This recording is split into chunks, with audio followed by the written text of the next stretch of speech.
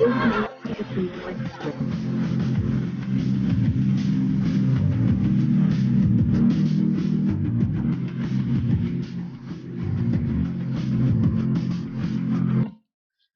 de participantes 64.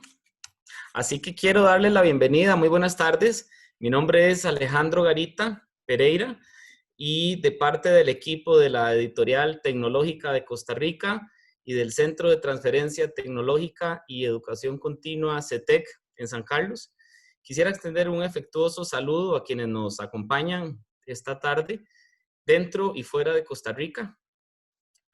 Hoy es un día particularmente importante para la industria editorial y en conmemoración del Día del Escritor Costarricense es que hoy, miércoles 10 de junio, iniciamos con un ciclo de charlas semanales con autores y autoras de nuestra editorial. Haciendo homenaje a nuestras escritoras, hoy contamos con dos panelistas de muy alto nivel, a quienes agradecemos su participación y quienes nos darán una charla que han titulado Plantas nativas y su uso contra la erosión. Como les comenté, esta es la primera charla que tendremos para los meses de junio y julio y de las cuales les daremos más información porque por supuesto nos encantaría que nos puedan acompañar. Antes de presentar a las panelistas, quiero informarles que esta charla está siendo grabada y además, las universidades públicas este año 2020 es declarado por la salud mental. Quería hacerles llegar este mensaje. Así que procedo a presentar a las panelistas. Una de ellas es la máster Virginia Alvarado García. Ella es coautora de uno de nuestros libros. Se los muestro. Plantas nativas para el control de la erosión. Ella ha sido investigadora de la UNED durante 10 años y cuenta con mucha experiencia en temas relacionados con el control de la erosión, la rehabilitación ecológica y con el tema de cuencas hidrográficas. También contamos con la presencia de la máster María Auxiliadora Zúñiga Amador. Ella también es coautora de este libro, de Plantas nativas para el control de la erosión. Ella en este momento es docente de la Escuela de Ciencias Exactas y Naturales de la UNED y se especializa en temas relacionados a la restauración ecológica, al paisajismo y a las plantas nativas, entre otros temas relacionados. La dinámica será la siguiente para las personas 83 en este momento que nos están, que están con nosotros. La dinámica es la siguiente: cada autora tendrá un tiempo aproximado de unos 20 minutos y al finalizar la charla, los 40 minutos, ustedes, participantes, pueden hacer sus preguntas. El mecanismo de interacción será la pestaña que tienen de preguntas y respuestas y yo, por supuesto, que leeré las preguntas y ustedes, después de que las formulen, pueden escuchar las respuestas de ellas porque yo se las realizaré. Además, como anunciamos en nuestras redes sociales y en la información que hemos divulgado, al finalizar la charla, vamos a hacer la rifa de 3 libros electrónicos de esta casa editora. Son muy gustados y muy conocidos. Uno de ellos es el de Plantas ornamentales del trópico. El otro que vamos a rifar al final será el de Hacia las estrellas, Costa Rica, la NASA. Y también tenemos el de hidroponía. Así las cosas, quisiera agradecerles de nuevo, invitarles a que conozcan qué hacemos en esta casa editora, agradecerles a las autoras, a los participantes y sin más, les dejo entonces con la máster Virginia Alvarado. Buenas tardes.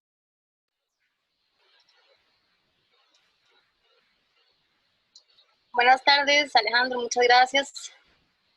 Por favor, me avisan cuando ya ven la pantalla. Ahí estamos viendo. Ok, bueno, muchísimas gracias nuevamente a la editorial y también al CETEC por este espacio y para todas esas personas que se conectaron en esta tarde.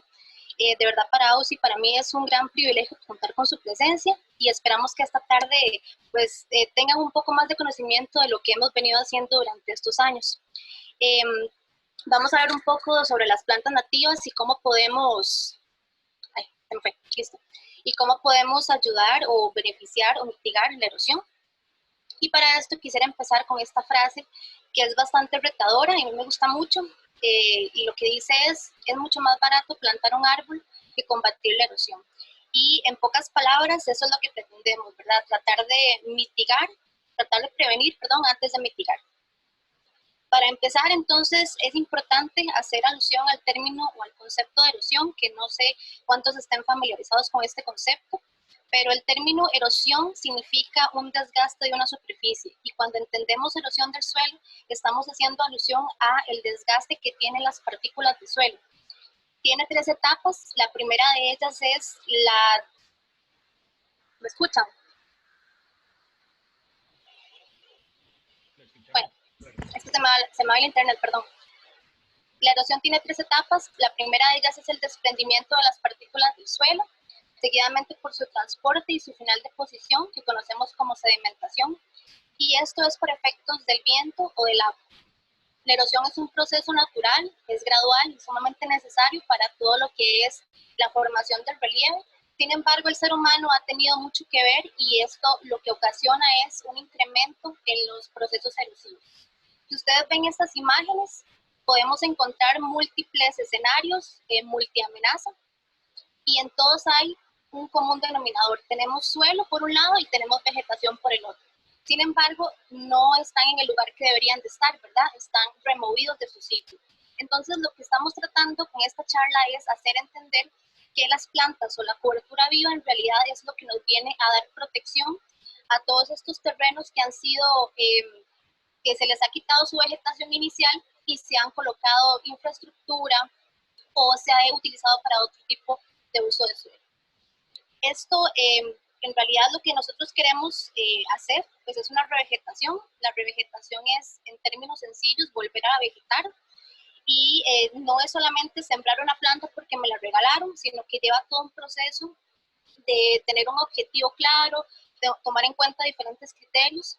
Y es así como vamos a devolver un poco de las características que han ido perdiendo algún tipo de sitio.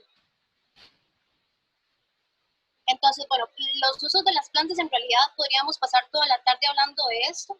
Para el ser humano, pues lo utilizamos en todo sentido, es lo que comemos, es el oxígeno que respiramos, también las medicinas, ya sea con un tecito o también con extractos de alguna planta formulados en una pastilla. Entonces, para el ser humano siempre las plantas han sido como ese hito. Sin embargo, ¿se han puesto a pensar ustedes qué rol o qué servicio ecosistémico tiene en el ambiente? Bueno, muchísimos, pero si hablamos en términos de erosión, la vegetación es esa alternativa que nos viene a proteger o nos viene a servir de colchón protector para cuando vienen las lluvias, que no sé si lo pueden escuchar, pero aquí está lloviendo un montón, y lo que está haciendo esta intensa lluvia es desagregando estas partículas de suelo y está haciendo que todo esto se lave por escorrentía.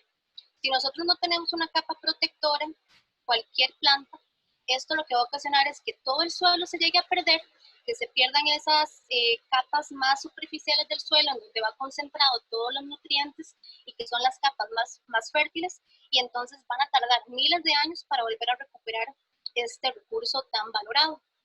Entonces, las plantas en realidad ofrecen múltiples beneficios, pero podemos citar los siguientes. Bueno, lo que nos ayuda de primera instancia es a interceptar las gotas de lluvia y a minimizar ese impacto.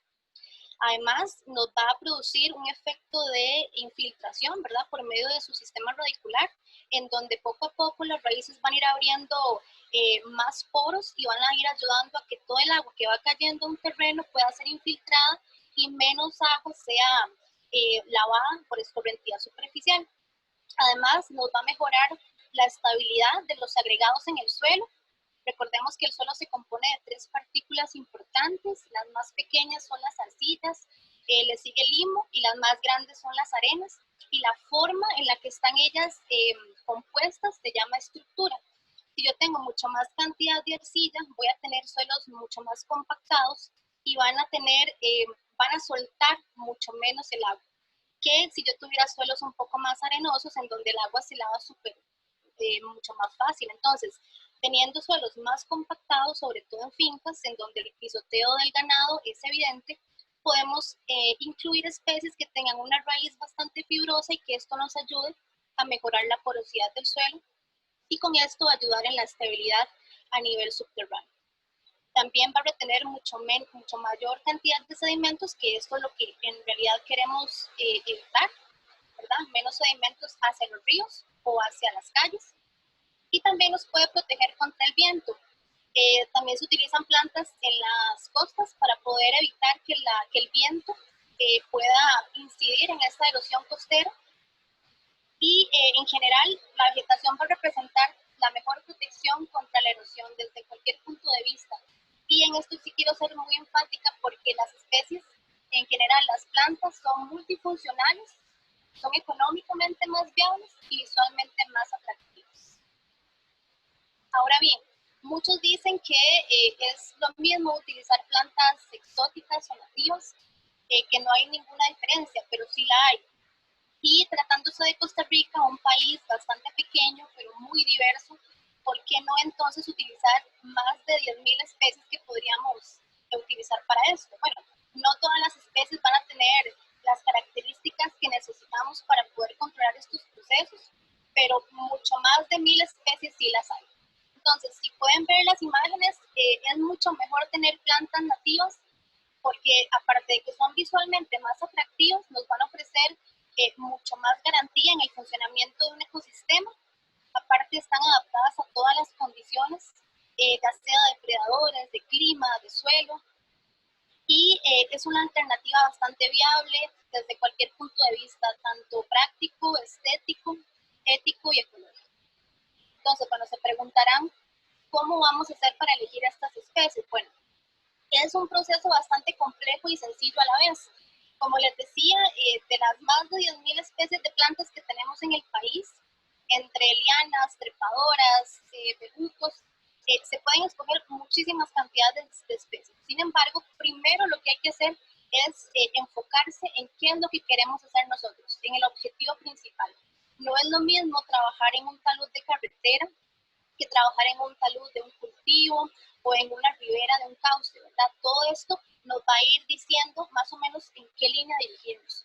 Además, el contexto. No es lo mismo trabajar en zonas urbanas donde hay muchas edificaciones, mucho asfalto, que trabajar en zonas rurales donde hay mucho más terreno para plantar y quizás la pendiente sea un poco más ondulada.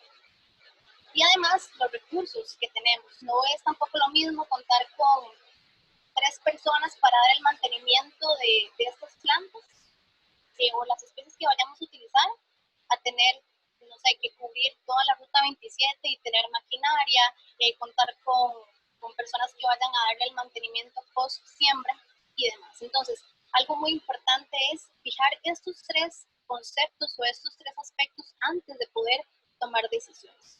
Y algo importante aquí también, y siempre lo digo, es hacer un análisis de suelo, porque muchas veces la gente siembra un arbolito que le regalaron en su jardín y dice, bueno, al final de los 2 meses y no me pegó. Y lo que pasa es que tal vez en el suelo de su casa no habían requerimientos que la planta necesitaba. Entonces, si no conocemos en qué suelo estamos sembrando, no conocemos qué tipo de suelo, qué textura tiene o cuáles son los nutrientes que muy posibles se lavan más fácilmente que otro, tal vez el éxito o el establecimiento de las especies no sea el ideal y vamos a terminar por frustrar un poco el proyecto. Entonces, cuando tenemos todo esto, ahora sí, ¿qué es lo que vamos a determinar en las especies? Para eso tenemos diferentes criterios de selección. Lo primero que debemos hacer es escoger plantas nativas, ¿verdad? Tenemos una gran cantidad de especies aquí en el país y tenemos diferentes regiones. Puede ser una especie nativa de Costa Rica, nativa de Centroamérica, pero si estamos trabajando a una escala mucho menor, por ejemplo en la región Chorotega, pueden haber plantas que solamente estén en esa parte. Entonces no voy a pretender que si es una planta de requerimientos de mucha agua, la pueda sembrar en sitios donde es sol casi que toda la época, ¿verdad? Entonces también ponerse a pensar un poco sobre los requerimientos de las especies y en dónde la quiero sembrar. Como segundo punto, el hábito. Muchas veces pensamos solamente en los árboles porque es el boom y pensamos que solamente es reforestar, ¿verdad? Utilizando árboles, pero esto no es así. En la naturaleza todo existe como una mezcla y tenemos, como les digo, helechos, lianas, herbáceas, arbustos. Entonces es importante pensar, bueno, ¿qué es lo que yo quiero? ¿Tengo un problema de control de erosión o que se me está viniendo un talud? Bueno, lo que yo haría primero es agarrar herbáceas que tienen crecimiento rápido y que pueden tupir mucho el suelo y ayudarnos a esa cobertura.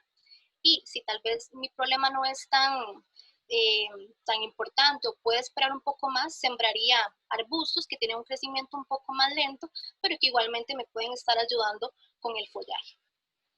Algo importante también es el sistema radicular y mucha gente lo desecha porque puede ser que la gente simplemente vea lo que hay del suelo para arriba y no se imagina que a nivel subterráneo tenemos una gran cantidad no solo de vida, sino también de estructuras de las plantas que están haciendo muchísimo por la estabilidad y por mejorar la estructura del suelo. Hay diferentes tipos de raíces. Usualmente en los árboles hay una raíz pivotante, que es una raíz central profunda, en donde esto le confiere la estabilidad a los árboles. Pero en una herbácea, por ejemplo, no encontramos, bueno, sí encontramos raíces pivotantes, pero lo usual o lo común es encontrar raíces como las que están viendo en la pantalla, ¿verdad? Que son más radiales, que cubren mucho más superficie y que tienen diferentes o una maraña, tal vez podríamos decirlo así, de redes secundarias y terciarias. Esto lo que ayuda es que a niveles superiores estas raíces se alimentan de estos horizontes y pueden ayudar a mitigar estos procesos erosivos en los horizontes más superficiales, en tanto que las raíces pivotantes se alimentan de horizontes más profundos y nos dan un mejor, o sea, sirven más para lo que es estabilización de taludes solarias. En cuanto a la propagación, bueno, yo desde chiquitita pensé que las plantas solamente crecían sembrando una semilla y listo, pero no es así.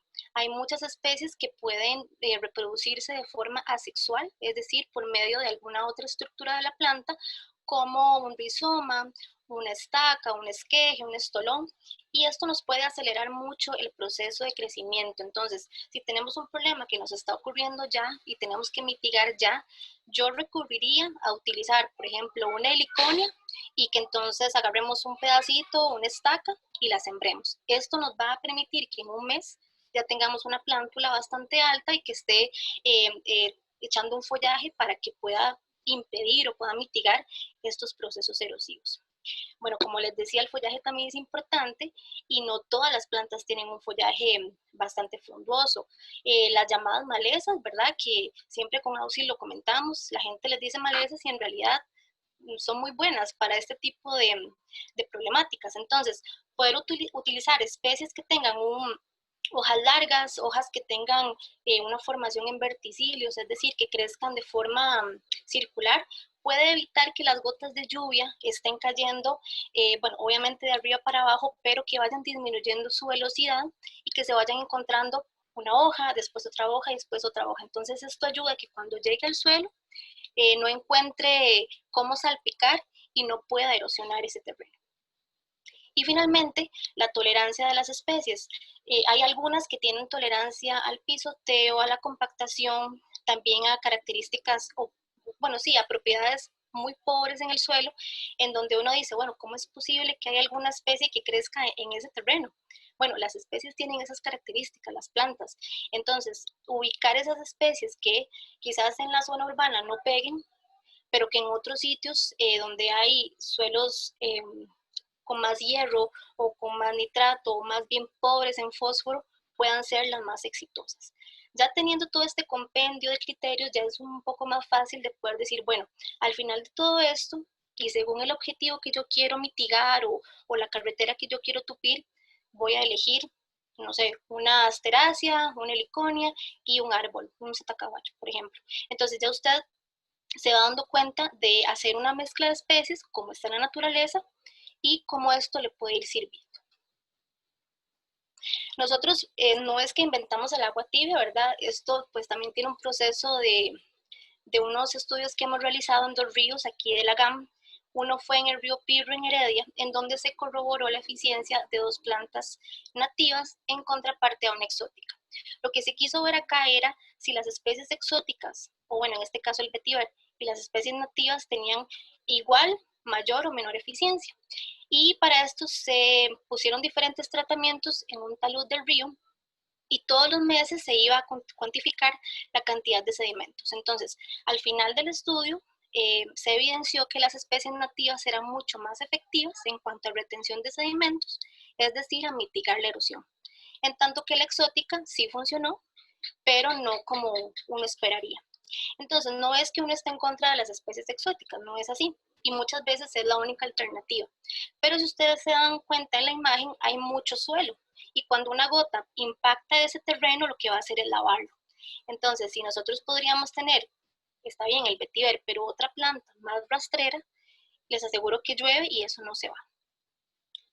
También otro estudio realizado aquí en el río Torres en San José, ya no queríamos corroborar la eficiencia de las exóticas y las nativas porque ya sabíamos que las nativas son igualmente buenas o mejores y decidimos hacer un tratamiento diferente. Trabajamos con especies herbáceas y con especies arbustivas. Trabajamos con estas 6, bastante bonitas, tienen una flor bastante vistosa y una de las cosas que queríamos rescatar es que no solamente tuvieron uso para el suelo o para el ser humano, sino que también para el ecosistema. Y aquí tratándose de flores, pues bueno, todo esto traía aves, traía abejas y demás polinizadores que lo que nos van a ayudar es a tratar de devolver un poco esas características que ya el sitio había perdido. Entonces muchas veces nosotros hacemos una parte, pero el ecosistema o el ambiente se encarga de seguir su curso. En este estudio entonces se corroboró que los arbustos eran mucho más exitosos en sitios con pendientes, bueno, con pendientes abruptas sí, pero con profundidades efectivas mayores. Es decir, en la parte alta y baja del río Torres encontramos sitios mucho menos invadidos, con mucho menos urbanismo, entonces ahí era donde los arbustos eran más exitosos. ¿Por qué? Porque tenían terrenos con un suelo mucho más rico, con más nutrientes, con más materia orgánica, y pues la raíz, como es más pivotante, podía penetrar bien. En tanto que en la parte media del cauce, que es aquí por Romoser, como es casi que un relleno y mucho escombro, las especies más exitosas fueron las herbáceas. Y esto es bastante lógico desde el punto de vista de la raíz porque son raíces fasciculadas que se van a nutrir de estos horizontes más superficiales. Entonces, si yo tengo un terreno que tal vez no tiene tanto suelo o está muy pobre en nutrientes, voy a sembrar especies herbáceas que lo que me va a permitir es que en estos suelos sean mucho más exitosas que en otros.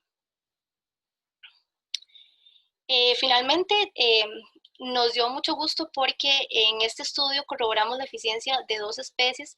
No es que fueron las 2 que mejor se comportaron, porque todas lo hicieron de una manera muy buena, pero lo bonito y bueno, sí, lo bonito fue que la amelia y la tradescante, que es una herbácea y un arbusto, fueron bastante eficientes. Entonces, ¿qué es lo que nos dice esto? Bueno, en la naturaleza no hay solo herbáceas por un lado o solo árboles por el otro, hay una mezcla. Y esto lo que nos confiere es a tratar de mezclar esta herbácea con este arbusto. Entonces, ir pudiendo ayudar a esta teoría de la multiestratificación vegetal y entonces tener portes altos, como lo son los árboles, portes medios, como son los arbustos, y portes rastreros.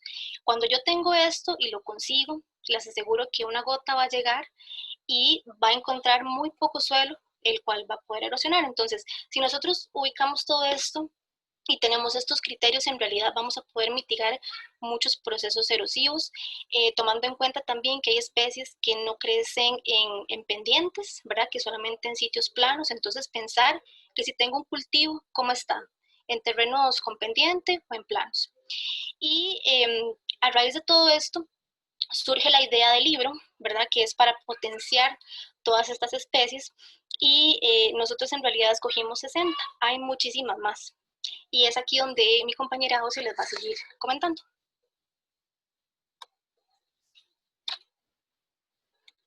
Listo, Ausi.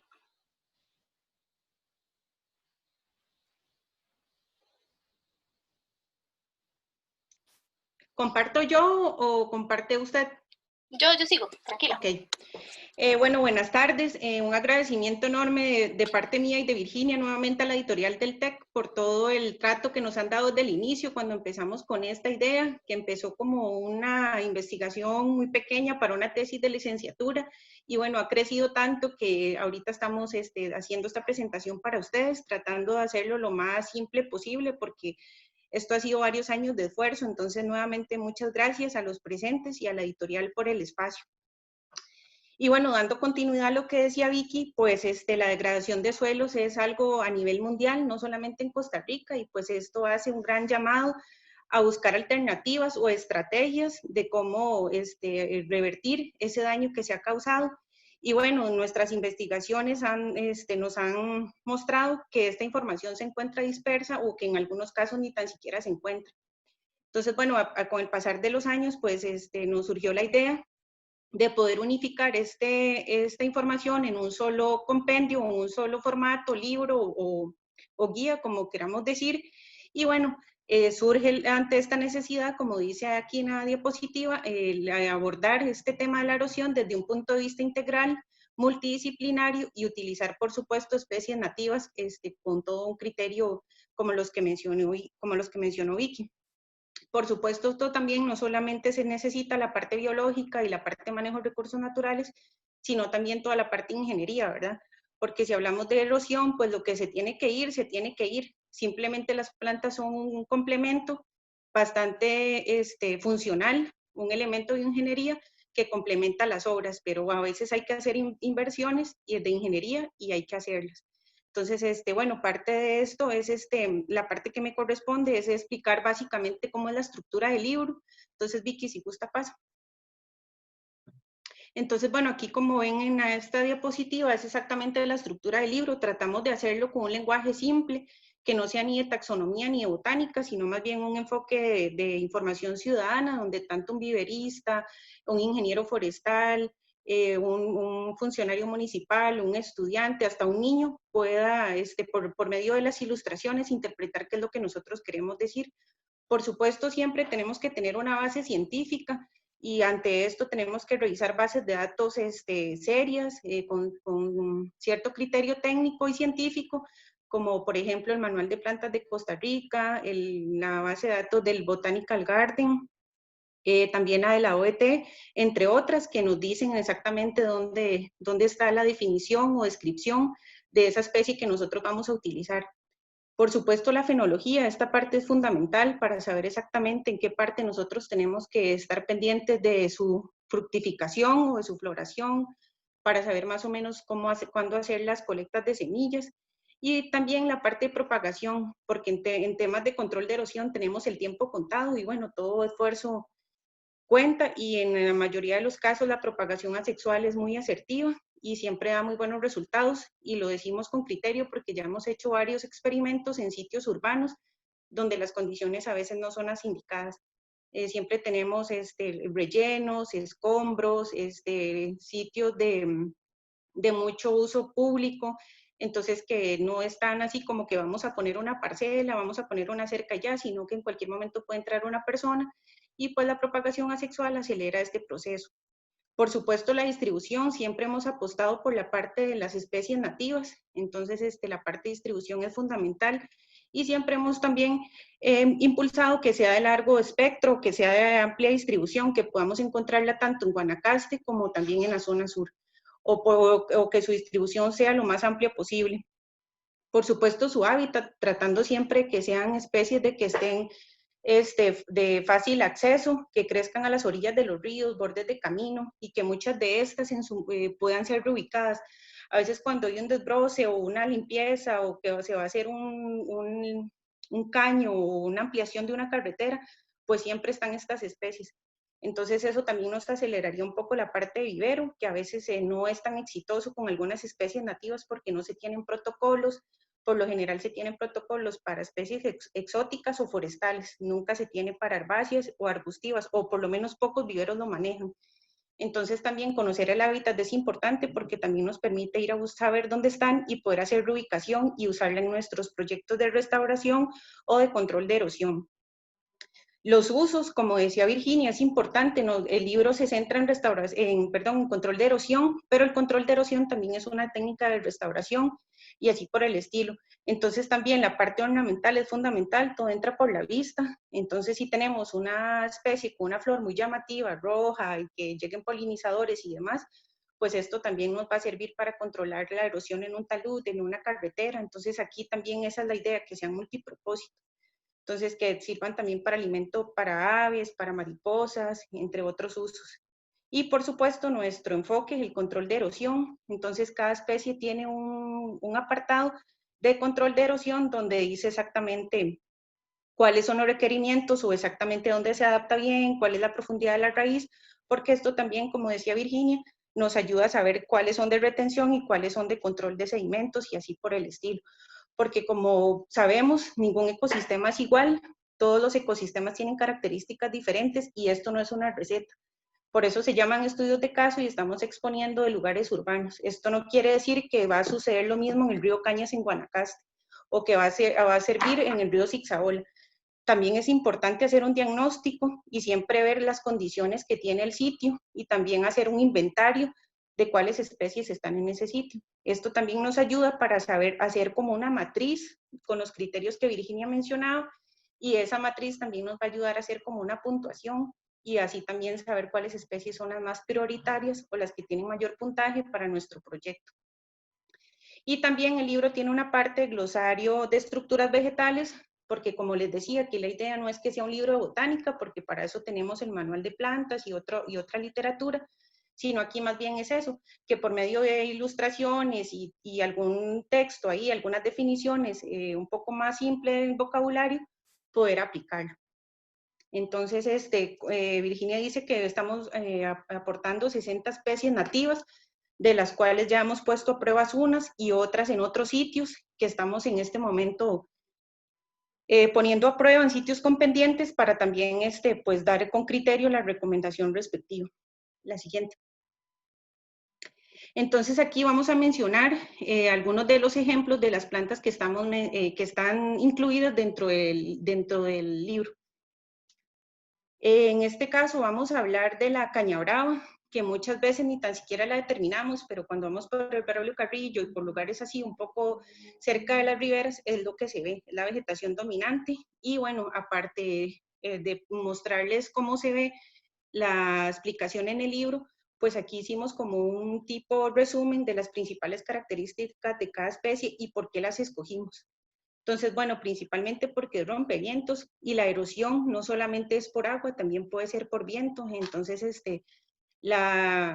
crear cortinas rompeviento y dejar crecer vegetación nos ayuda también a controlar la erosión por viento. También tiene un sistema amplio radicular, entonces esto nos ayuda a mantener o a controlar la parte de sedimentos que no caigan directamente al cauce. Por supuesto, nos ayuda a proteger las riberas de los ríos y las quebradas, que al mismo tiempo no solo estamos hablando de vegetación y el recurso hídrico, que también es importante, sino que también sirve de refugio para otras especies, para mamíferos, para pequeños insectos acuáticos y demás, que también al final, pues no solamente es la erosión, por eso hablamos de que sean multifuncionales, porque al final también aportan otras cosas a los ecosistemas. Y esta en particular sirve mucho para la erosión de cárcavas y cañadas. Entonces, es una especie que, aparte que tiene otros usos, en la parte de artesanías y demás, pero para ahorita, en la parte de control de erosión, es bastante utilizada. La siguiente, Vicky, por favor. Tenemos la calatea, Vicky nos decía de las heliconias, esta viene siendo parecida, solamente que es otra familia, la familia Marantaceae, que tiene mucho potencial ornamental. Como lo pueden ver en la ilustración, su inflorescencia es bastante llamativa, bastante particular, entonces donde hay una parte de vegetación todo verde y vemos eso amarillo, pues a mí en lo particular me llama bastante la atención la estructura y bueno, se puede utilizar para cercas vivas, setos, también tiene bastante amplio sistema radicular, siempre está asociado a cuerpos de agua o cerca de riberas de agua. Al mismo tiempo tiene bastante potencial para alimento para aves y también sirve de hospedera para mariposas. Y también escogimos esta planta por su sistema, por su hoja, que es bastante amplia y lo que explicaba Vicky, que eso hace que las gotas no caigan directamente y hagan un orificio, sino que vayan cayendo poco a poco y que el golpe no sea tan pronunciado. Entonces esto también del follaje nos ayuda a cubrir bastante el suelo y que la gota no caiga de golpe. Esos serían los ejemplos de las herbáceas. Ahora pasamos a los ejemplos de las arbustivas. La Tithonia diversifolia, esto es así como bastante utilizado en Colombia, en México y ahorita en Costa Rica es bastante utilizada. Es una planta casi considerada maleza y bueno, tiene mucho potencial. Ya pueden ver la flor, es familia de la margarita, se parece, o de la margarita, del girasol. Entonces también la podemos utilizar como cortina rompevientos, cercas vivas, tiene un amplio sistema radicular, produce bastante biomasa y aporta fósforo al suelo y por supuesto a los cultivos. Además es una fuente de néctar y polen para diferentes polinizadores. Aquí también no solo hablamos de abejas porque también tenemos algunas pruebas de que hemos visto bastantes otros polinizadores, hormigas, polillas, mariposas, aves. Entonces, pues es una fuente de néctar para varios polinizadores. Por supuesto, ornamental, ¿verdad? Lo que les decía, la parte visual es muy importante. Y ahorita se está utilizando en sistemas agrosilvopastoriles. ¿Esto qué significa? Significa que se puede utilizar en la parte ganadera o producción y también intercalado con especies por ejemplo, de interés maderable, con té, camelina y al mismo tiempo con especies agropecuarias como ganado en este caso. La siguiente es la Amelia patens que Vicky mencionó. Aquí en el GAM es considerada una maleza, sin embargo, es una de las especies que también tiene bastante potencial medicinal, entonces tiene un montón de nombres comunes. Y cuando una planta tiene tantos nombres comunes es porque la gente la conoce mucho. Entonces, de los diferentes pueblos y de diferentes usos que tiene, pues eso da pie también para que tenga tantos nombres comunes. Pues esta la hemos utilizado en el río Torres, en sitios sumamente pobres y en los 3 sitios se adaptó bastante bien, y en los suelos pedregosos con mucha pendiente, ondulada o escarpada. En sitios perturbados, principalmente en la zona de Pavas, donde la mayoría de sitios que visitamos son con escombros y ahí se da bastante bien. Una fuente muy buena para alimento para aves y para mariposas, por supuesto también la parte ornamental que les menciono, y para cercas vivas. Después tenemos la parte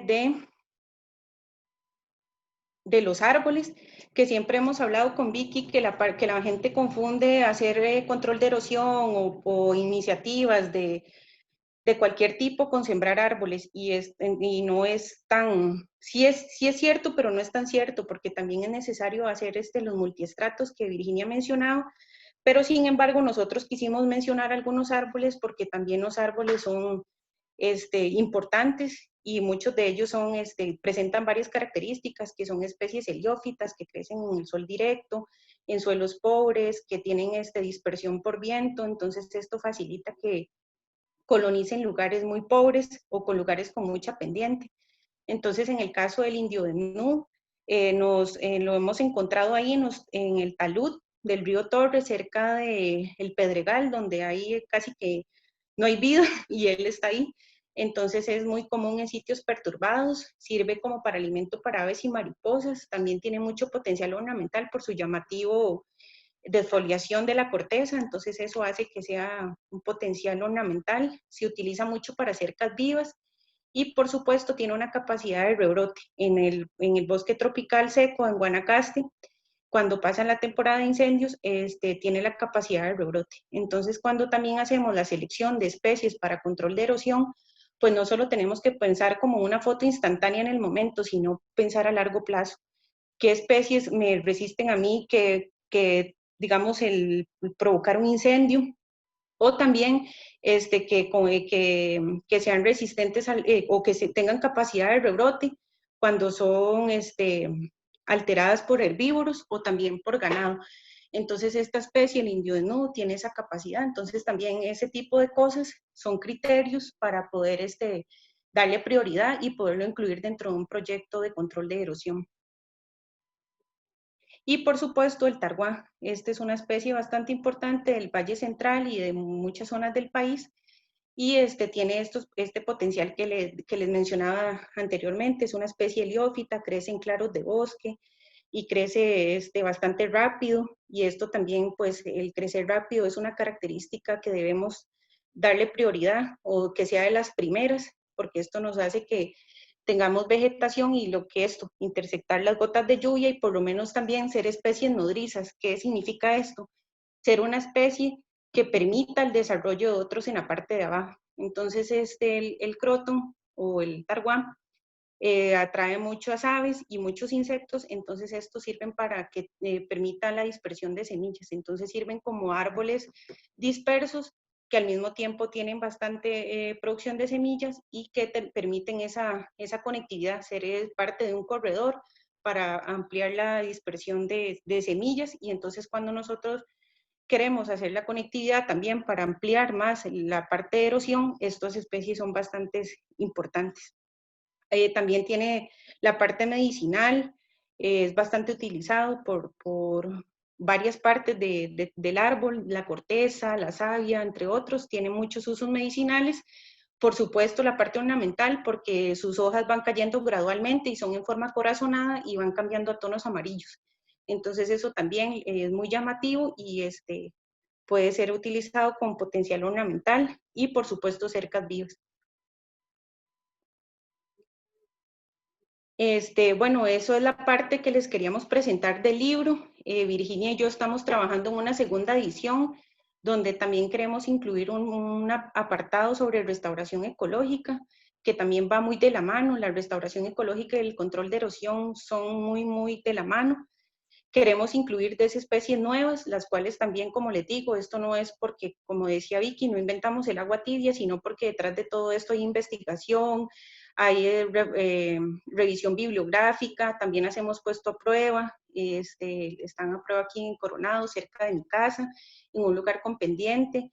Entonces, no es tampoco porque qué bonita, sino, pues obviamente eso también es importante, pero por supuesto la parte funcional es la que por la que las estamos incluyendo, y tres estudios de caso. Uno en la parte constructiva, que siempre es así como que más bien siempre vemos la parte mala, destrucción y demás, y más bien en Costa Rica tenemos casos exitosos y queremos hacer resaltar esa labor que han hecho.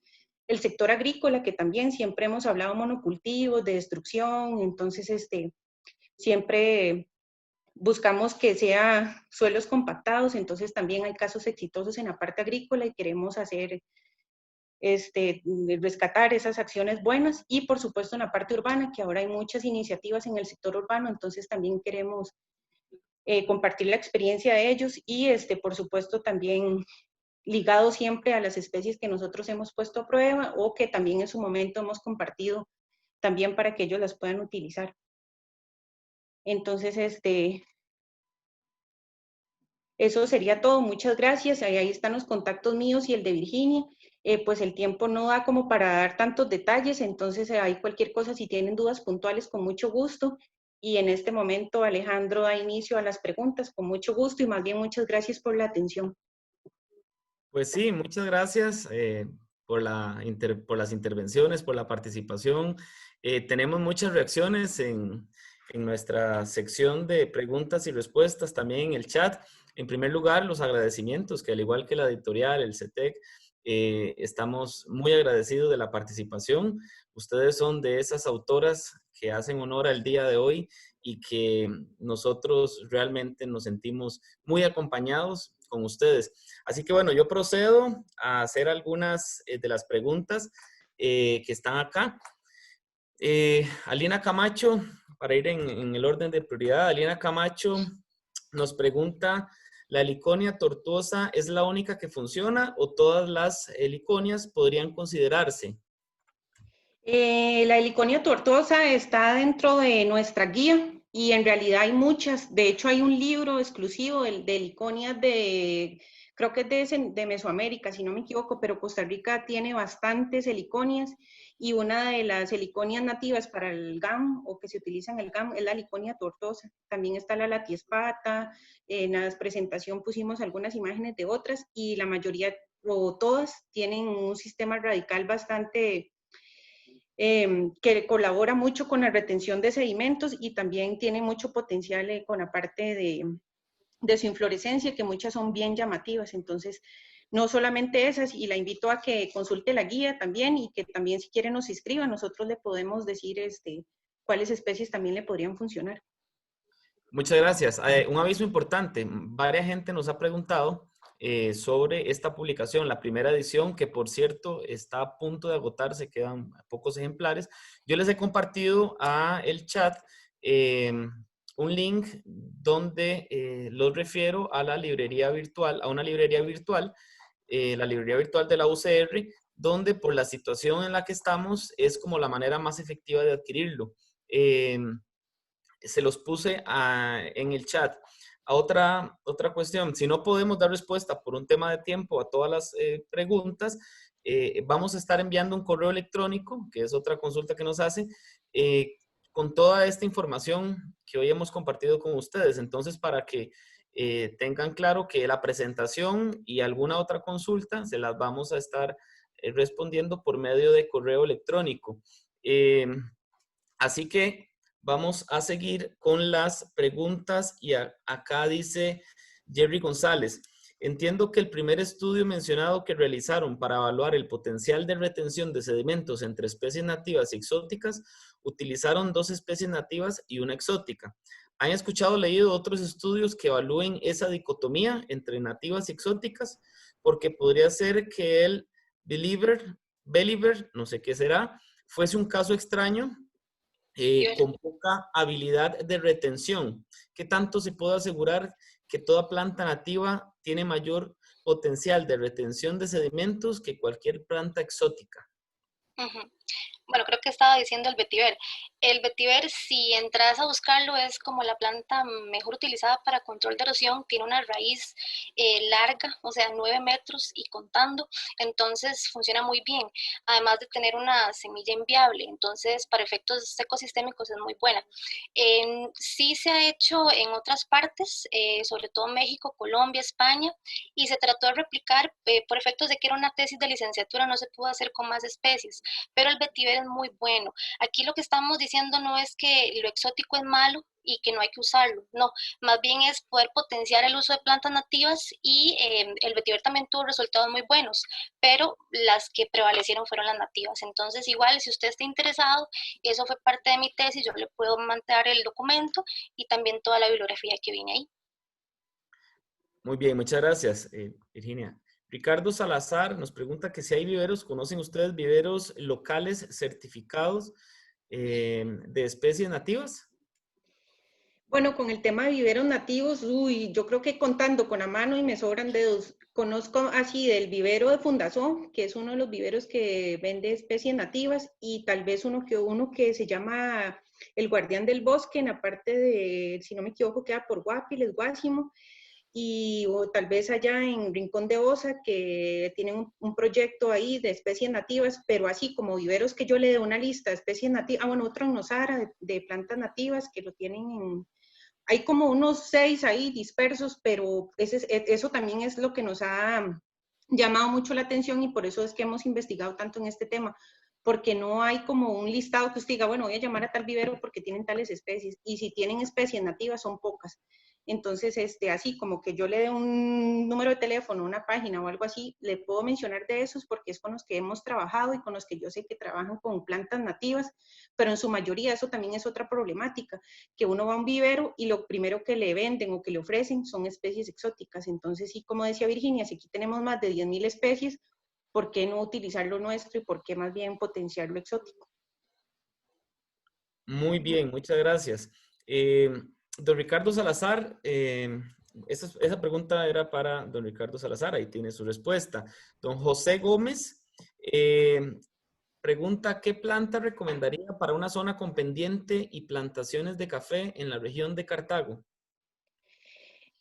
Lo que le decía, primeramente hacer un diagnóstico, siempre vamos a tener un parchecito, aunque sea pequeño, de un bosque de referencia. Entonces eso también nos da una luz de cómo guiarlo, porque yo no le puedo decir ahorita, mire, Ricardo, siembre la licona de Tortosa porque está en Cartago. Siempre es importante, y yo insisto mucho en esto, en hacer un diagnóstico, de ver qué es lo que está más cercano. Siempre los bosques riparios o ribereños nos dan una luz donde la mayoría de lugares están no tan alterados. Entonces, de ahí, las especies que están ahí son las que están adaptadas a ese tipo de lugares.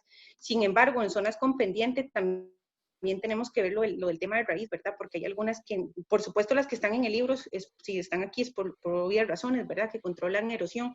Sin embargo, le recomiendo buscar algún lugar, aunque sea un parchecito de bosque, y ver qué hay ahí que le pueda servir.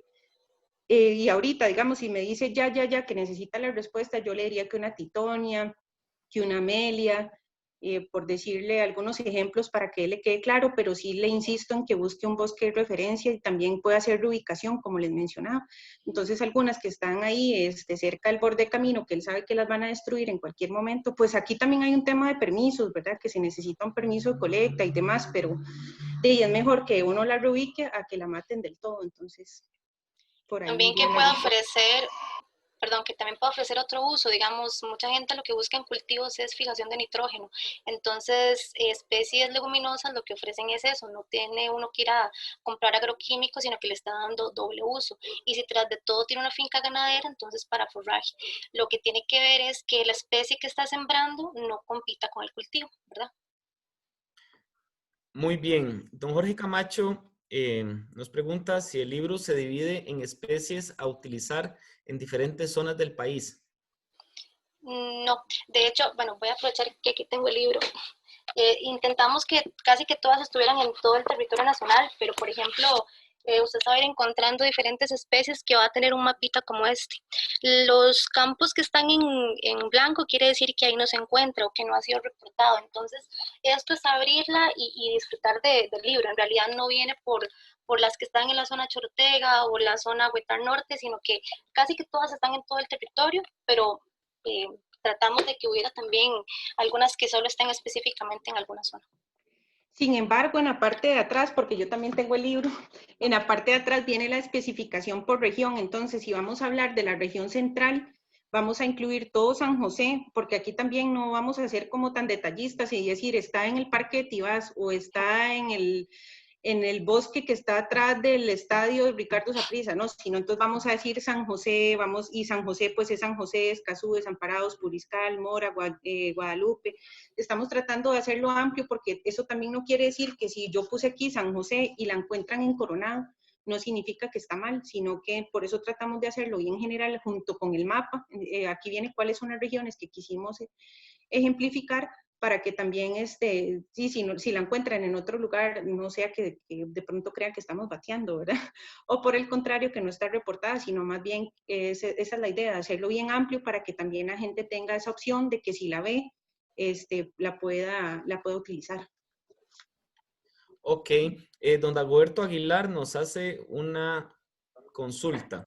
En sus investigaciones y revisiones, ¿han encontrado plantas que sean hospederos de plagas, nemátodos, hongos o efectos de los llamados alelopáticos hacia otras plantas? Por otro lado, plantas cuyas estructuras tengan valor económico para sus biocompuestos.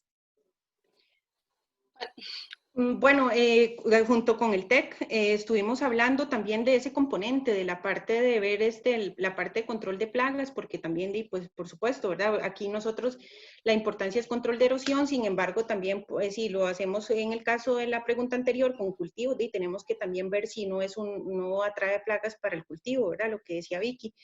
Y también en su momento estuvimos haciendo conversaciones para ver, porque algunas tienen potencial medicinal. Entonces, si tienen potencial medicinal, también tienen potencial para hacer insecticidas, rodenticidas y ese tipo de cosas que se pueden utilizar. Pero por el momento tenemos la idea, pero no la hemos desarrollado completamente. Muy bien. Elizabeth Hernández, ¿se han realizado pruebas en taludes con poco o nulo componente orgánico? Cascajo, arenas. Sí, total. Las 6 especies que Virginia mencionó, las 3 especies arbustivas y las 3 herbáceas, las pusimos a prueba en un talud casi que de 90 y casi que en roca, casi que en roca madre en Electriona, en la parte donde se une el río Torres con el río Virilla, casi que es un sitio donde solo crece pasto gigante, el elefante, que comúnmente se conoce, y es un suelo sumamente pobre donde no tiene ni tan siquiera un poquito de tierra, nada, sino solo roca, roca, y ahí también hicimos pruebas y las 6 sobrevivieron. Sin embargo, las que presentaron mayor potencial y las que a lo largo del experimento nos dieron mayores resultados fueron las plantas herbáceas. Ujú. Y también para mencionar, muchas veces pensamos que un 5% de materia orgánica es muy bajo. También hay que tomar en cuenta que cuando uno está haciendo análisis de suelo es importante saber el orden. En este caso estábamos trabajando en andisoles, en donde un 5% ya es bastante. Entonces, sí teníamos, digamos, gran materia orgánica, aunque tal vez pareciera poca, pero donde está hablando Ausi, que fue en la parte también de Romoser, eran todos los escombros de la carretera de la pista que va para la Uruca. Entonces era sin estructura el suelo. Ahí, como dice Ausi, pegaron mucho más las herbáceas. Sí tuvimos una sobrevivencia un poco menor de otras, pero en realidad todas se adaptaron a los 6 meses, estaban adaptadas. Entonces sí funciona. Muy bien, muchas gracias. Una colega, Mayra Quiroz, nos pregunta, o más bien nos hace el siguiente comentario. Estoy iniciando un proyecto de restauración ecológica en una finca que ha sido pastizal y un poquito de frutales en el Caribe Norte. Me interesa mucho este tema. ¿Tienen conocimiento ustedes de guías o literatura de plantas para esta zona? Sí, tengo literatura. Si gusta, me escribe a mi correo y yo con mucho gusto le facilito. Muy bien. Don Fernando Gómez, considero sumamente importante precisar el arreglo topológico de la revegetación que considere la capacidad de la tierra a intervenir. ¿Qué opinan? No entendí la pregunta. La repito, considero sumamente importante precisar el arreglo topológico de la revegetación. Vamos a ver. Creo que se me pasó. Se me desapareció de acá. Vamos a ver si la encuentro. Ok, tal vez ahorita la encuentro porque se me fue de acá. Ok, un colega de Perú. Acá en Perú no es recomendable plantar eucaliptos en zonas secanos. Zonas secanos o zonas cercanas, no sé, porque consume el agua del subsuelo. Solo es recomendable para zonas húmedas. ¿Qué plantas nativas se plantan por acá? De lo mismo, hacer un diagnóstico, porque obviamente Perú al estar en una zona tropical, pues compartimos bastantes especies. Sin embargo, habría que ver, bueno, primero que todo el eucalipto es una especie muy agresiva, es bastante grande, exótica, entonces compite obviamente por nutrientes, agua y demás. Entonces yo lo que le diría al colega de Perú, primero que si gusta escribirme, yo con mucho gusto le puedo asesorar, pero por supuesto hacer el diagnóstico, ¿verdad? Hacer inventarios de cuáles especies él ve cercanos a su proyecto y también poder utilizar esas que están ahí cercanas. Ok, un comentario de don Daniel Villavicencio. Sería muy interesante vincular el esfuerzo que han hecho con el proceso del Inventario Nacional Forestal que va a realizar el SINAE, ya que se tomarán en cuenta herbáceas con más de 400, en más de 400 parcelas alrededor de todo el país, por lo que se podría detallar muy bien la distribución y zonas específicas de mayor presencia de las especies. Que nos escriba un correo y nos haga ahí la petición. Doña María Murillo dice, para áreas muy llenas de agua, cualquier especie podría servir más para evitar deslizamientos y además encharcamiento de agua. Depende, porque también tenemos especies acuáticas o lacustres que se adaptan a este tipo de ambientes, porque no es lo mismo lo que decía Vicky desde el inicio, que no es lo mismo hacer una recomendación para la región chorotega que para la región de Caribe, donde la mayoría del tiempo está el suelo inundado o que se encharca. Entonces, tenemos que revisar cuáles especies podrían ser para sitios que se inundan normalmente, que también hay una lista de plantas para sitios o posibles especies que se puedan utilizar para sitios inundados o cerca de lagos o o cosas así, inundadas, ¿cómo se llama esto? Lagunas y cosas así. Ok, Cristian, Cristal Zúñiga dice cuál es la mejor forma de reproducir H. patens. Amelia Patents, de las dos maneras. Sin embargo, nosotros utilizamos para el proyecto estacas. Sin embargo, aquí también la hemos puesto a prueba y la semilla también es bastante viable. Muy bien, bueno, Walter Arias agradece, al igual que muchísimos participantes. Excelente trabajo, felicitarlas. Los aportes para la revegetación de sitios, a ver, también se me perdió. Ah, bueno, de sitios aquí está abajo. Siempre es complejo. Quiere decir, para la revegetación de sitios degradados siempre es complejo. Gracias por sus esfuerzos. Dice Cristina Estrada, ¿las leguminosas son buenas para la fijación de nitrógeno en el suelo? Sí. Totalmente, son las prioritarias. De hecho, en los proyectos de restauración también.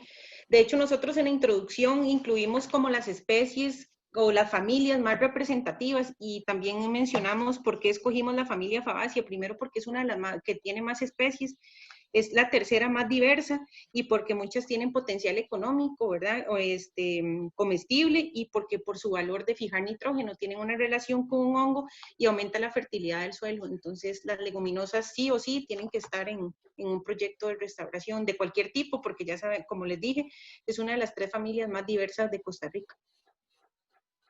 Ok, muchas gracias. Don Edgar Quiroz Porras nos saluda. Gracias, don Edgar. Dice, tengo entendido que la Sigia longifolia es muy buena para el control de erosión. ¿Qué tal les ha funcionado? Mi pregunta es principalmente por tiempo de crecimiento. Bastante buena, de hecho, casi siempre cuando hay problemas de deslizamientos cerca de cauces de río o riberas, se recomienda sembrar sotacaballo. Uh-huh. Aunque nosotras no la hemos probado, digamos, en tratamientos, ¿verdad? Porque quisimos probar solamente herbáceas y arbustos, pero cuando, por ejemplo, el ICE o alguna municipalidad dona árboles, siempre va el sotacaballo por esos beneficios. Y pues sí, su crecimiento es lento, pero a largo plazo es muy beneficioso para el suelo. Muy bien. Severo Meo dice, ¿tienen una guía de estas especies? Probablemente ese libro. El libro. Sí, aquí. Ok. Y yo, como les comentaba, porque hay alguna gente que dice que se está conectando por medio de Facebook, del Facebook Live, del CETEC, en el chat he puesto algunos vínculos de donde pueden adquirir el libro, que por cierto, quedan pocos ejemplares y se está trabajando en la segunda edición que esperamos que pronto salga.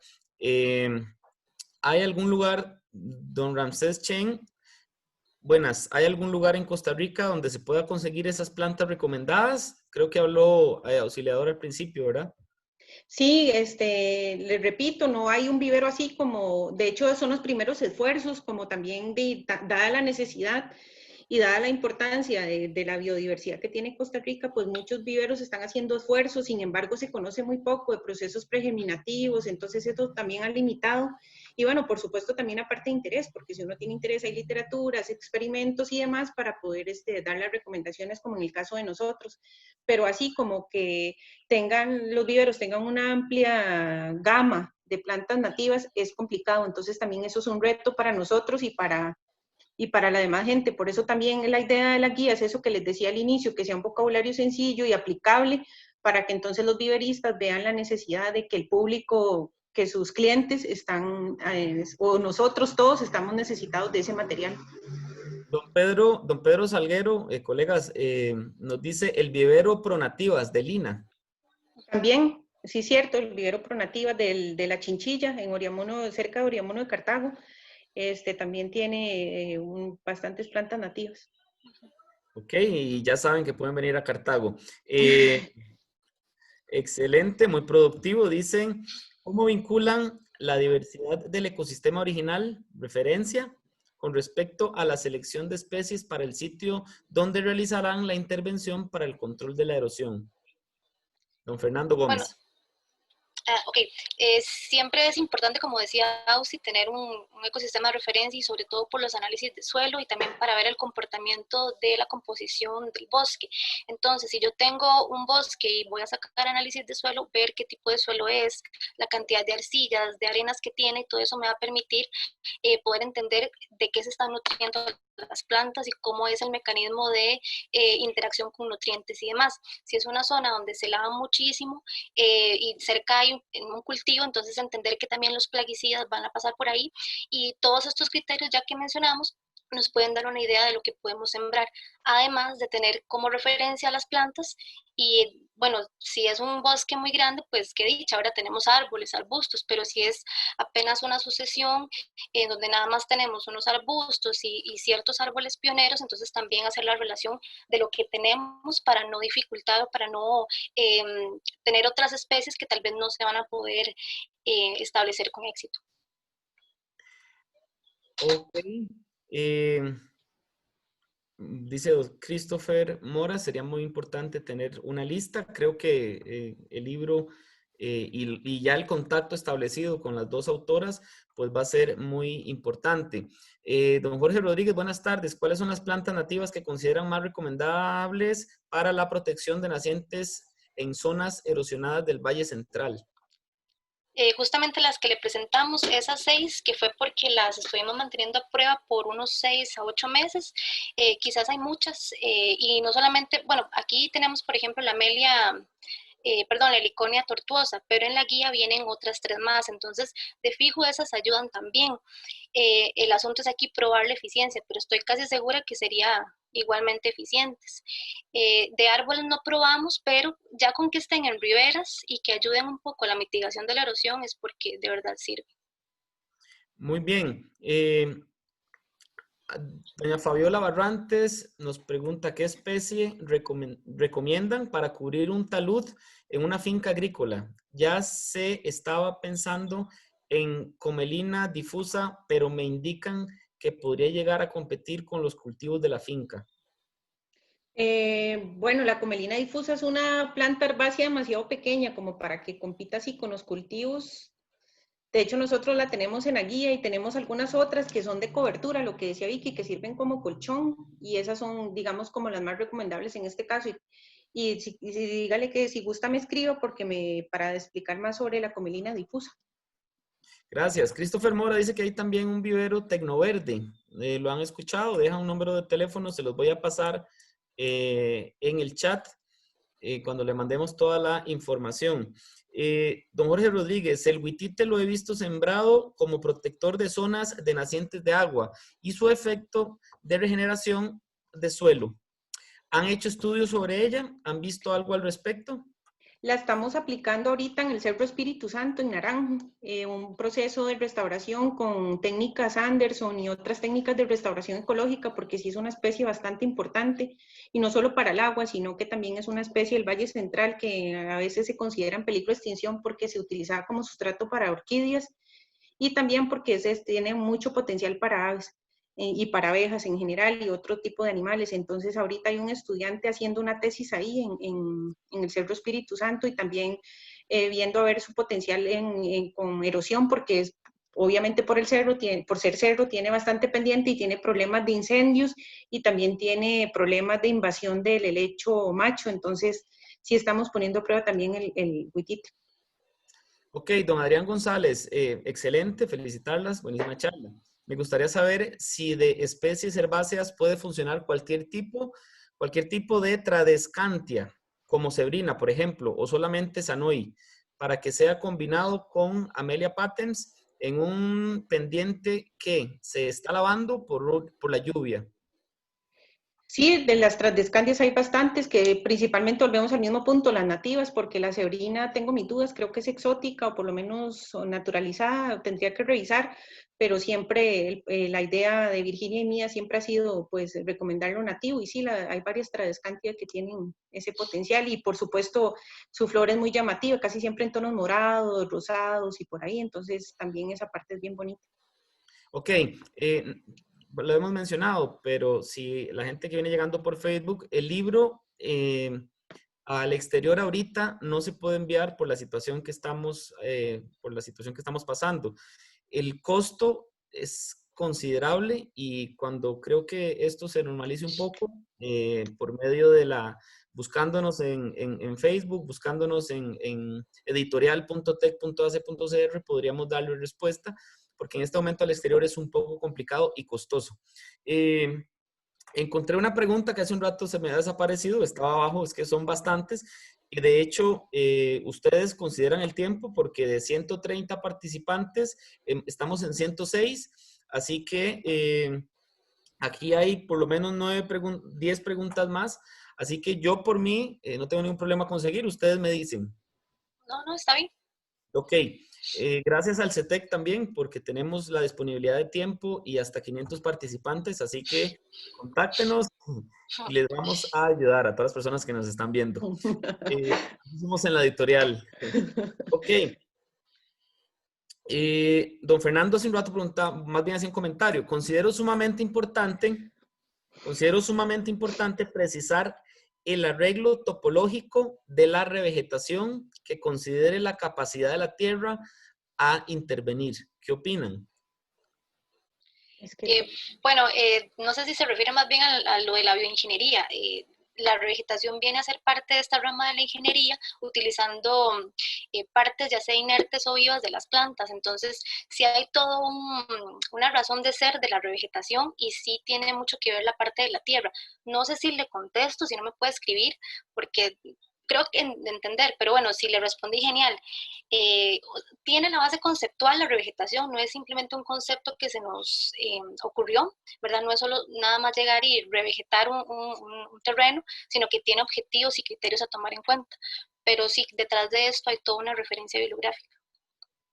Igual también no sé si se refiere como a la geomorfología, no sé si será por ahí, porque sí también cuando se hacen intervenciones, pues también la parte geomorfológica es necesaria, la parte de geología y toda esta parte, pues no solamente es lo que vemos en la superficie, la planta y qué lindo, sino también todo lo que está atrás, o lo que está en la parte interna del suelo, digamos. Entonces, no sé si también se referirá a geomorfología. Yo no sé, sinceramente, pero sigo con las preguntas. Don Carlos Mario González dice, cuando hablamos de control de la erosión, podemos hablar también de agricultura conservacionista. Es muy doloroso la pérdida o degradación de suelo por escorrentía, sobre todo en zonas dependientes como en Zarcero, Cartago y otros lugares. Las felicita. Vamos a ver, don Carlos Solís, ¿qué opinión tienen de las plantas de Itabo? ¿Su desarrollo del sistema radicular es rápido y qué tan profundo? Bueno, Vicky me corrige, pero la planta de Itabo tiene una raíz bastante fibrosa, como una malla, sin embargo no es tan profunda y por lo general se vuelca. Entonces, en algunos lugares la he visto donde se vuelca. No está mal, se puede utilizar. La idea también es intercalar, no solamente poner Itabo, sino intercalar con otras cosas, pero sí he visto en varios sitios donde se vuelca y sí es muy utilizada para control de erosión. También retiene mucha humedad, entonces, digamos, su tronco, por decirlo así, se llena mucho y eso tiende a aumentar su peso. Entonces, es como dice Auxi, ¿verdad? Si está en zonas de pendiente, que yo lo he visto detrás de la carretera que va para Cartago, en todo ese residencial, tiene Itabo y ya hay muchos que se están viniendo. Entonces, tal vez no es que no sea bueno, no sea eficiente, pero siempre tratando de tener vegetación en los portes más bajos. Claro. Don Fernando Agüero, excelente charla. ¿Qué ejemplos de especies de árboles frutales, además de ser nativas, también contribuyen a la protección de la erosión del suelo? En este caso le diría la guayaba, el guízaro, que son nativos, por ejemplo, también la acerola, que es ahorita se está utilizando mucho para hacer jaleas, mermeladas y pues es muy apetecido para el ser humano y también para las aves. Y vamos a ver cuál otro. Bueno, esos 3 ejemplos, no sé si Vicky tiene algún otro. Que esperen la segunda edición del libro. Ok. Bueno, Daniel Girón desde El Salvador, quisiera saber el tiempo que se debe de invertir para ver resultados después de la primera siembra. Desconozco cuál siembra. Depende de la especie. Ok. Y depende de la propagación, porque como les decía, en el caso de nosotros teníamos un tiempo limitado y casi que en un mes y medio, tal vez Sao si me corrige, ya teníamos plántulas de unos 50, 60 centímetros. Entonces, si usted la siembra con una semillita, pues aumentale un mes, 2 meses más, pero eso depende de la especie, de la zona donde se esté sembrando y también los requerimientos del suelo. Muy bien. Una colega, Erika Góngora, nos pregunta, ¿han tenido experiencia con la reproducción de las especies no arbóreas? Sí, las Sí, que hemos el mencionado, tratamiento. ajá. Uh-huh. Fueron 6 especies, 3 herbáceas y 3 arbustivas, y todas fueron por estaca, y sí. Ok. Dice Lisbeth Navarro, ¿tienen algún ejemplo como el bambú para contención de sedimentos? No, Todos, o sí, por la mayoría, o sea, el bambú, pues tenemos algunos nativos, principalmente en el Cerro de la Muerte, las chusquias y algunas otras especies, pero el bambú, al no ser una especie nativa, pues hay que darle mucho mantenimiento y el bambú puede, como puede sostener, también se puede traer una casa, entonces el bambú a nosotros, no, por lo menos a mí particularmente no me gusta recomendarlo por ser una especie bastante agresiva y que necesita mucho mantenimiento. Y también parte de la guía es utilizar especies que no requieran tanto mantenimiento en temas económicos ni de mano de obra, sino que más bien sea de una manera creativa e innovadora la utilización de varias especies multiestratos y evitar esto, de estar interviniendo, de estar llevando una persona para que colabore y sacar las macollas, o estar interviniendo con mecanización, perdón, que llevar cosas ya porque la raíz es muy profunda o la macolla se hizo gigante, inmanejable. Entonces también aquí el tema también es la parte de innovación y creatividad y también pues obviamente con la literatura, el conocimiento técnico y científico, pero también pues ver que si tenemos un patio de 2x2 no vamos a sembrar ahí un bambú, ¿verdad? También ser conscientes del espacio que tenemos y lo que decía Vicky al inicio, nuestro objetivo, si nuestro objetivo es una finca ya de 1500 hectáreas, pues siembra bambú a lo que le dé, ¿verdad? Pero si nuestro espacio es algo pequeñito, también medir esas condiciones. y además, perdón, que el bambú no ofrece como algún beneficio ecológico, bueno, no es que no lo ofrezca, sino que desde el punto de vista de atractivo no ofrece mucho, entonces tratar siempre de buscar especies que tengan una inflorescencia, una flor que pueda también empezar a ligar todas esas interacciones ecosistémicas. Y para recomendarle la Chusquia pietieri, si se ha utilizado, y aquí en el Valle Central.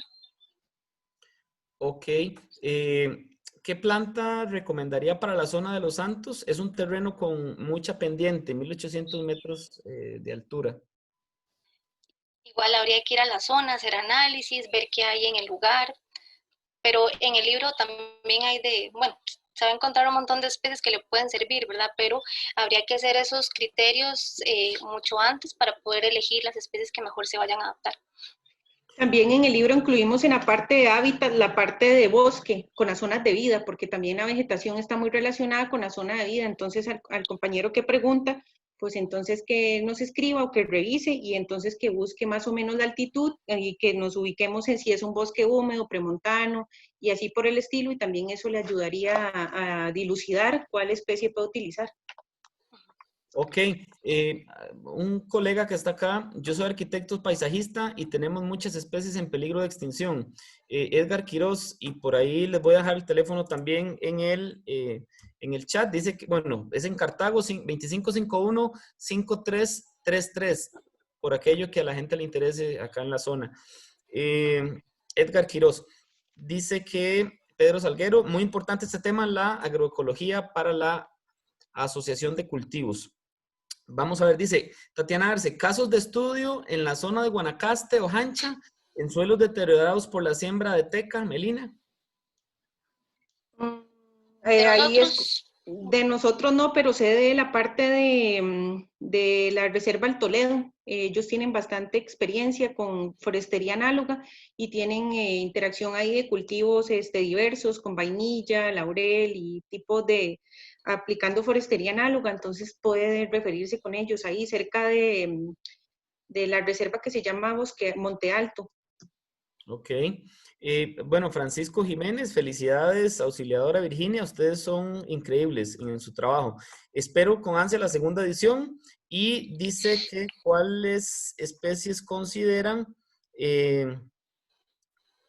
para la, digamos, en árboles frutales para la, supongo que para prevenir la erosión. Me imagino que lo que hablaron de guayaba. Ajá, Sí. ajá.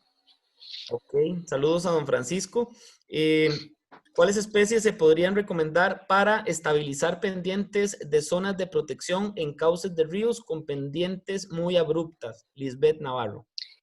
Ok, cuando mencionan la palabra estabilización, yo les comentaba que hay dos tipos de raíces, ¿verdad? Las pivotantes, que es una central que puede tener raíces secundarias y que muchas veces son profundas. Cuando hablamos de estabilizar, lo que queremos es retener ese talud, entonces buscaría plantas que tengan ese tipo de raíz. Cuando hablamos de controlar la erosión en masa o pequeños deslaves, entonces yo recurriría a tipos de herbáceas o arbustos que tengan raíces fasciculadas, radiales o que tengan muchísima maraña, por decirlo así, para que puedan prevenir esa sedimentación y que cuando venga el golpeteo de las gotas no haya tanta salpicadura. Ok. Bueno, para Luciana Angulo, nos pregunta que cuándo sale la segunda edición. Desconozco en este momento el proceso. ¿Ustedes? Ya casi Ya está casi. en diagramación este año, si Dios Muy quiere. bien. Y también quisiera, bueno, recomendarles a partir de todo lo que hemos podido ver, que visiten el catálogo. Nosotros, de otros autores, hoy que estamos en el Día del Autor Costarricense, tenemos libros especializados a partir de las preguntas que han aquí surgido y les recomiendo que visiten editorial.tec.ac.cr para que conozcan el fondo editorial nuestro. Dice, ya para ir finalizando, nos mantenemos 90 participantes. Saludos. Muy buena información y me alegra que estén trabajando en el Cerro Espíritu Santo en Naranjo. ¿Qué plantas recomiendan en esta zona para un talud grande formado debido a un movimiento de tierra? Bueno, ahorita lo que pasa es que es un proyecto que estamos iniciando, entonces ahorita estamos haciendo esta parte de diagnóstico y todo lo demás, y una de las especies prioritarias es el cuitite. También tenemos la titonia, tenemos la lantana cámara y algunas otras herbáceas por ahí, pero el proyecto está en fases iniciales. Ok. Don Jorge Camacho, ya para finalizar, ¿cómo son los requerimientos de riego? No dice la especie. De la mayoría de las especies recomendadas. Porque si estamos hablando de plantas nativas, significa que están adaptadas al sitio, entonces ahí el tema del riego no es como tan indispensable, pues obviamente sí el agua es fundamental, pero se supone que están adaptadas a si estamos en época seca o en época lluviosa. Y claro, cuando uno empieza a sembrar, no sembrar en abril, ¿verdad? Sembrar ahorita en mayo, junio, que ya son las primeras lluvias y que esto nos va a recortar un poco recursos, digamos, en términos de costo de plata, para no pagarle a una persona que vaya a tener que hacer esto. Y algo que nos pasaba a nosotros es que dieran 8 tratamientos, pero cuando pensamos en una carretera, pues, ¿verdad? Utilizar sobre todo el recurso hídrico, ¿verdad? No podemos pretender que vamos a regar todos los taludes, sino también pensar en todo el contexto. Por eso les decía, si son zonas de mucha sequía, utilizar plantas muy tolerantes a esa sequía, en contraposición al Caribe, que más bien es anegación total. Muy bien, de esta forma entonces, de mi parte y como parte del equipo de la editorial y también como parte del equipo del CETEC en San Carlos, agradecerle a todas las personas que nos han acompañado en esta primera actividad de varias que vamos a estar realizando en junio, julio y que vamos a continuar. A ustedes, Auxiliadora y Virginia, siempre por estar con esa disposición. Es un gusto haber compartido con ustedes. Creo que entiendo algunas cosas mejor y en verdad aquí había gente especialista que creo que con ustedes disfrutó mucho. De mi parte, pedirle nada más a ustedes que se despidan porque sí me gustaría que les dé un mensaje final a las personas que nos acompañan.